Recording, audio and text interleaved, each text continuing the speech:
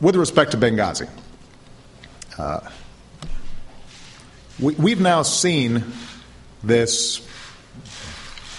This was all triggered by a movie, a fringe radical movie made in the United States that is insulting to Islam. And already tonight there has been another attack, that one in Benghazi, the U.S. consulate there. Demonstrators, angry by the film, tried to burn it down. The U.S. State Department says all staff have been accounted for. We were misled that there were supposedly protests and then something sprang out of that, an assault sprang out of that. And that was easily ascertained that was not the fact. But and the American people could have known that within days, and they didn't know that. With all due respect. Here's what we know. Americans died. The source of all the fury, a film made in the U.S., which the protesters say insults Islam. The whole issue of this, of talking points, frankly, throughout this process has been a sideshow.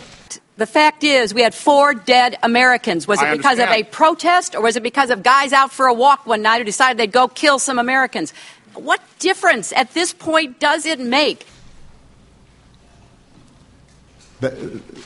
What we have been very clear about throughout was that immediately after this event happened, we were not clear. Emails cascade into the mailboxes of high-ranking officials in the intelligence community, in the Pentagon, and even the White House. 4:05 p.m. Eastern Time. The diplomatic mission is under attack. A surveillance drone begins to hover over the consulate and beams back live pictures to Washington. The day after it happened, I acknowledged that this was an act of terrorism. What we saw play out in the last 2 weeks is a crude and disgusting video. It took the president 2 weeks to acknowledge that this was a terrorist attack. Okay, I want to talk about Libya for a second. It was reported that people just went crazy and wild because of this anti-Muslim movie, or anti-Muhammad, I guess, movie. But then I heard Hillary Clinton say that it was an act of terrorism. Is it? What do you say? There's no doubt that the kind of weapons that were used, the ongoing assault, that it wasn't just a mob action. It happened at the same time as we had seen attacks on U.S. embassies in Cairo as a consequence of this film.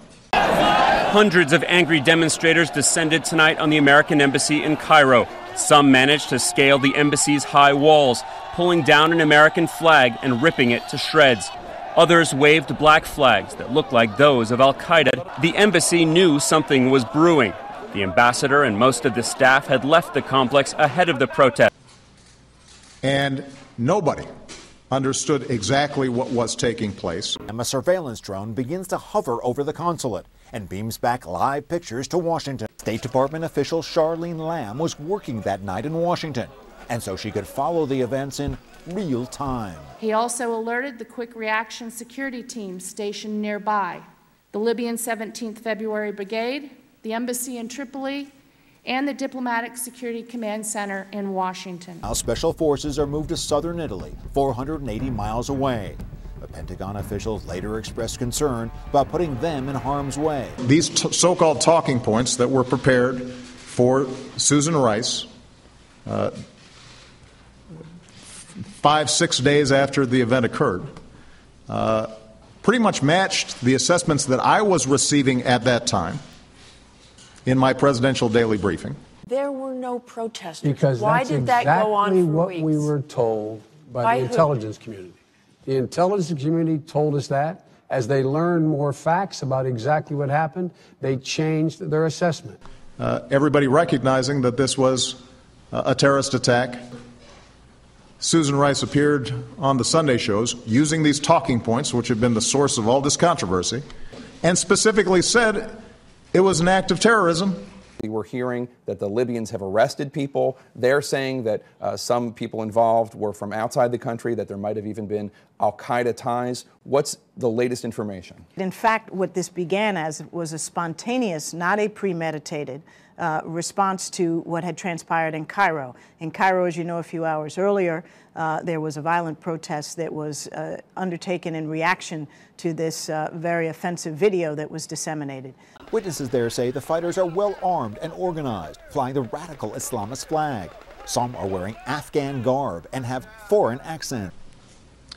So, if this was some effort on our part to try to downplay what had happened or tamp it down, that would be a pretty odd thing. We're going to provoke an attack because then we will be in power for as long as anyone can imagine.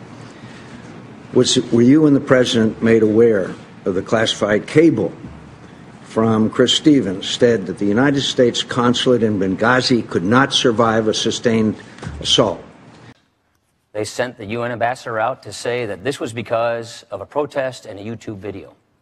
We're not going to give anything up. It began spontaneously in Benghazi as a reaction to what had transpired some hours earlier in Cairo. Who executes some sort of cover-up? In all, protests broke out today in at least 17 nations from North Africa across the Middle East to Indonesia. Just bring it on. First of all, let's be clear about what transpired here.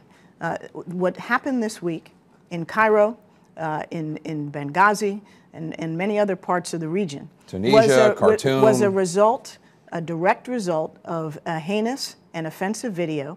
At the annex a mile away, which Fox News has confirmed was a CIA installation, Tyrone Woods, a former Navy SEAL, and other agents can hear shots being fired in the vicinity of the consulate. Sources tell Fox News national security correspondent Jennifer Griffin that they asked permission from their CIA superiors on the scene to assist, but are told to stand down. So the whole thing defies logic, and the fact that this keeps on getting churned out, frankly, has a lot to do with political motivations. They first blamed the YouTube video. Now they're trying to blame the Romney-Ryan ticket for making this an issue. They've used it for fundraising. And I've been very clear about taking responsibility for the fact that we were not able to prevent their deaths. And a surveillance drone begins to hover over the consulate and beams back live pictures to Washington. Back at the CIA annex, sources tell Fox News there's another request to go and assist the people at the compound. But once again, they say they're told to stay put. Just before 11 p.m. at the annex, former SEAL Tyrone Woods and 5 others are said to ignore their orders and race to the consulate. They bring with them 16 Libyans from the February 17th Brigade militia. Some surround the compound, the others go in. President, Vice President, and Defense Secretary Leon Panetta meet in the Oval Office. Meanwhile, the American agents carrying Smith's body pile into an armored vehicle and exit the main gate.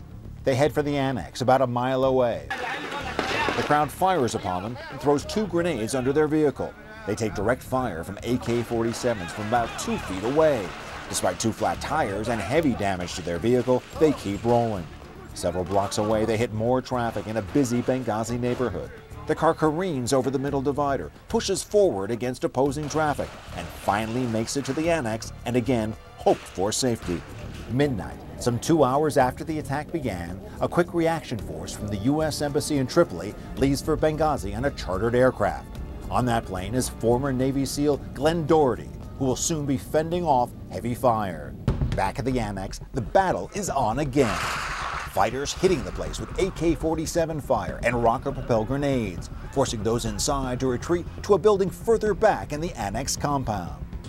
11:57 p.m., another chilling email. Subject line, Benghazi shelter location also under attack. According to Fox's Jennifer Griffin, yet another call is made for military backup. Sources say their request is refused. And we've got a whole bunch of people in the State Department who consistently say, you know what, I'm willing to step up. I'm willing to put myself in harm's way. After 2 a.m., the fight has been going on for over 4 hours, and the drone overhead is running out of fuel.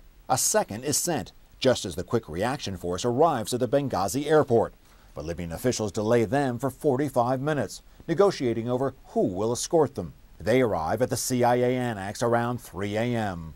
Around 4 a.m., this annex compound is hit by another wave of attacks. It is described as planned and precise. A round of mortar fire targeting the roof of a building set well behind this gate. That turns out to be dangerous and deadly. Badly injured in that attack, Special Agent David Ubben, the same man who struggled valiantly to save the lives of Ambassador Stevens and Information Manager Smith. 2 other Americans are killed. Former Navy SEALs Glenn Doherty and Tyrone Woods, who manned the gun position on the rooftop of the annex. They were hit by a mortar. They didn't go down without a fight. The machine gun that they were sharing on the roof was caked in blood. It is said that they continued firing and they continued fighting after they were hit. A decision is made to evacuate the whole enterprise. Libyan militia coordinate a convoy to escort the Americans to the airport. September 12th, 8:30 a.m. The Americans evacuate on 2 flights. The second plane leaves with the remaining Americans on board and the bodies of Ambassador Stevens, Sean Smith, and Agents Doherty and Woods. What happened was tragic. It was carried out by extremists inside of Libya. We are out there trying to hunt down the folks who carried this out. We're hearing that the Libyans have arrested people. They're saying that some people involved were from outside the country, that there might have even been al-Qaeda ties. We dishonor them when we turn things like this into a political circus. So far, for most of this year, we've seen an endless parade of distractions and political posturing and phony scandals, and we keep on shifting our attention away from what we should be focused on. There's nothing phony about these scandals, Mr. President. Not when 4 Americans are dead. The American people deserve answers, and we're going to continue to fight for the truth, no matter how badly the administration wants to sweep these issues under the carpet.